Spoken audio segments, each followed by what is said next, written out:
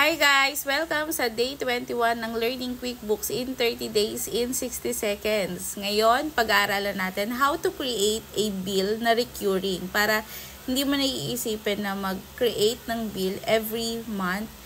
Applicable siya if meron kang mga expenses na nai-incur or binabayaran on a monthly basis, on a weekly basis, on an annual fee.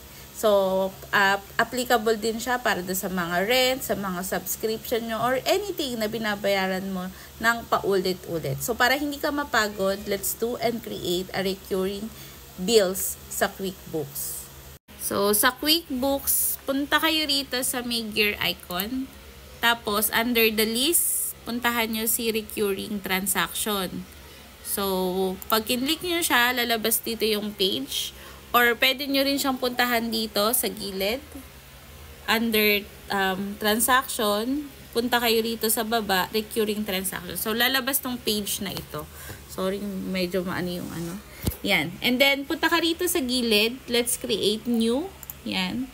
So, dito marami kang pwedeng i-create na transaction ng paulit-ulit. So, meron dyang bills, non-posting charges, check, non-posting credit, credit card credit memo, deposit estimate, expenses invoice, journal entry, refund, sales receipt, transfer, vendor credit. So yan, for this video, ang gagawin natin is we will create a bill na paulit-ulit. Click mo lang yung bill and then click mo tong okay. So may magpa-pop up ng isang page wherein you will input all the data that you will need. So, kailangan meron kang pangalan ng template na ito. So, ikaw na pwedeng mamili nan. Kunyari, ito yung rent. So, ayan.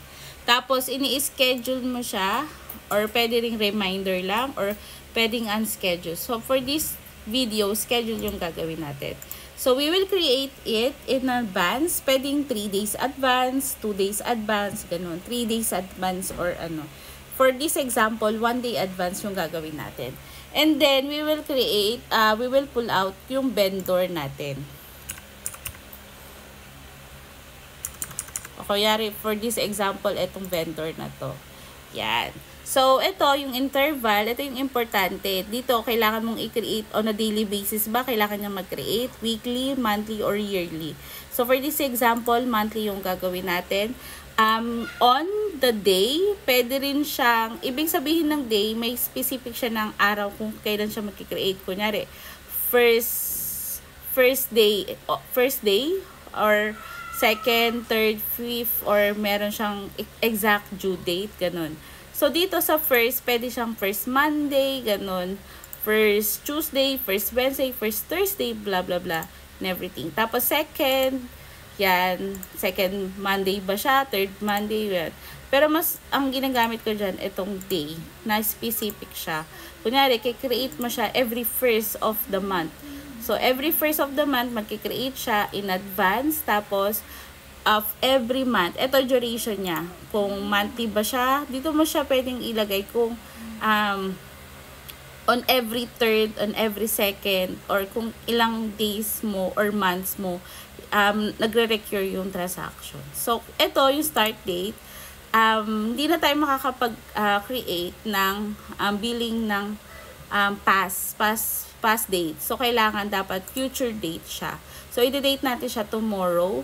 Tapos, pwede kang maglagay dyan ng end or maglalagay ka after, tapos maglalagay ka ng, pag after yung pinili mo, maglalagay ka ng 24. Kunyari, ilan yung months na kailangan mo lang siyang bayaran. Kunyari, 12 months, lalagay mo dyan. Or, ilalagay mo by, ito, specific date siya. Maglalagay ka ng specific date para dun sa transaction mo.